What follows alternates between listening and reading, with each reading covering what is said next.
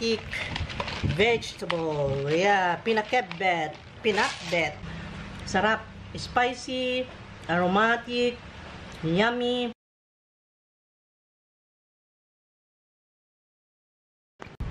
Okay, sindihan na natin ang kalan. Uy, mahangin. Lagyan ng konting mantika. Konting-konti lang. Yan.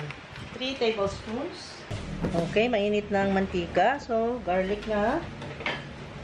And then ginger.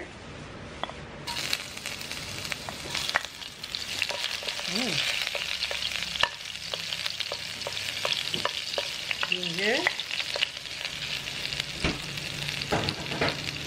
Kunti lang mantika guys, 3 tablespoons. 2 to 3 tablespoons. Tama lang na magisa yung spices. Ayan, nangamoy na siya. Amoy na. So, isunod na natin ang red onions.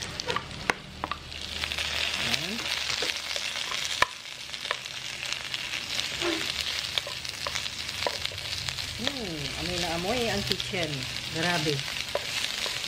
Ayan, amoy. And then, ang kamatis. Gusto natin itong gisado para sa ganun na-extract yung kanyang aroma, guys. Tapos, yung kamatis ay maging saucy. Diba? So, hintayin lang natin na maging saucy yung kamatis. And then, isunod na natin yung baboy. Magkagisa.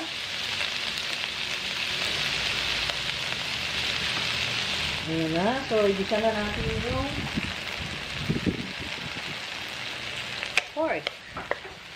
Ilawi lang natin konti yan. Kaputiin itong pork.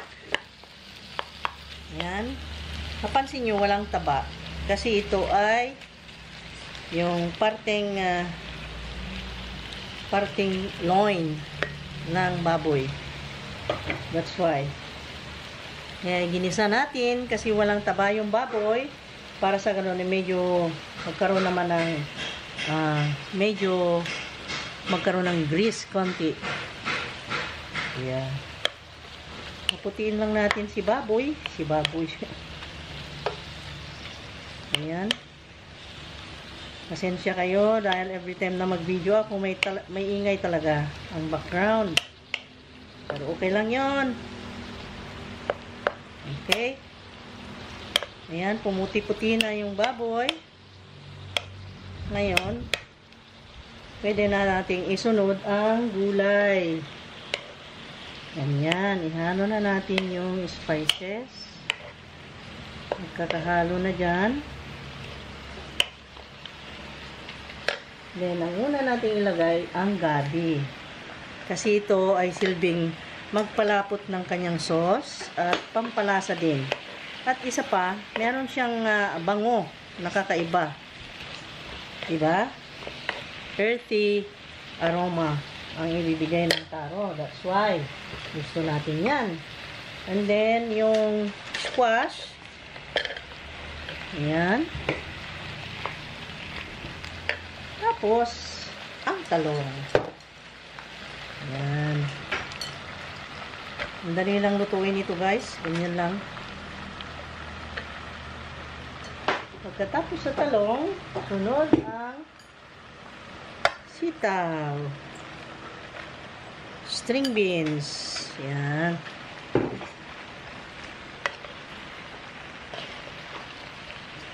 Ayan. Tapos, sunod na rin natin. Lagyan ko siya ng sili guys, pampalasa rin. Para maging spicy konti. And then, para lalong bumango. Ayan. Sarap ng amoy. At lagyan na natin ng konting tubig. At lagyan natin ng konting tubig guys. Para silbing magluto. Kalahating glass lang. Half glass of water. Ayaw nating maging matubig kasi may tubig na rin na ma-extract galing dun sa eggplant. Kaya ayaw nating matubig. And then the bagoong salted fish, ilagay lang natin dyan.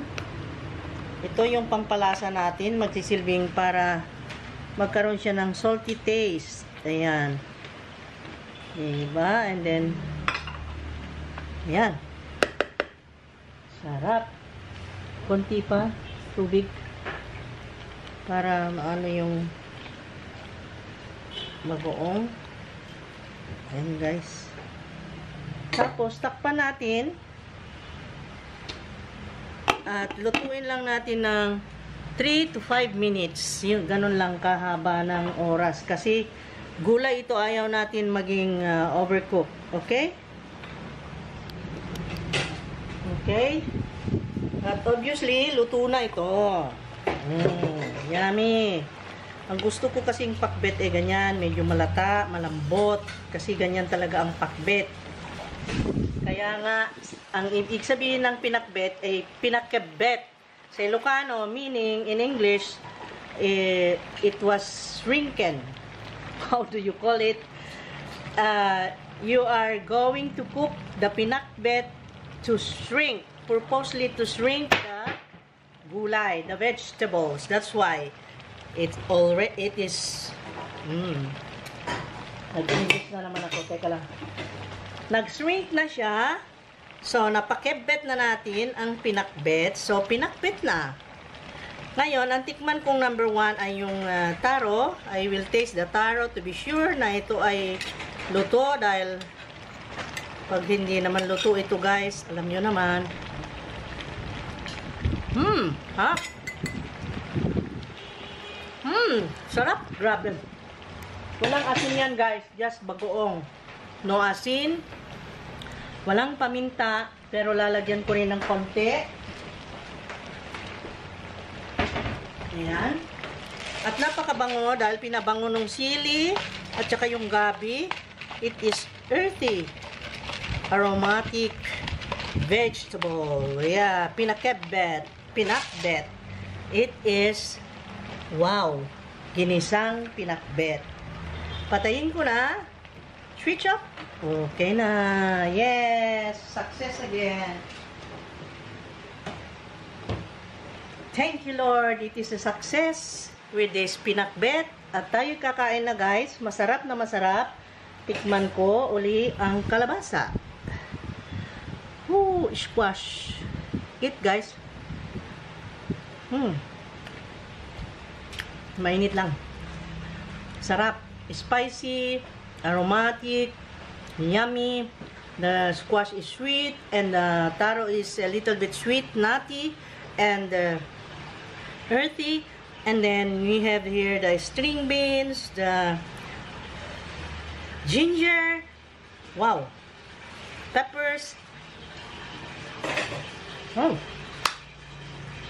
Okay guys, so yun lang, and thank you so much for everything. Thank you sa pag-watch. Please like, comment, share, and subscribe kung nagustuhan. At sana naman ay naging helpful itong pagluluto ko ng pinakbet na ibang style. Ito ay ginisa ko, and then, kasi meron din akong isang luto ng pinakbet, yung original, without stir-frying the spices and everything. Yun ay na-boil lang ng sabay-sabay. Parang shabu-shabu ang ginawa ko doon.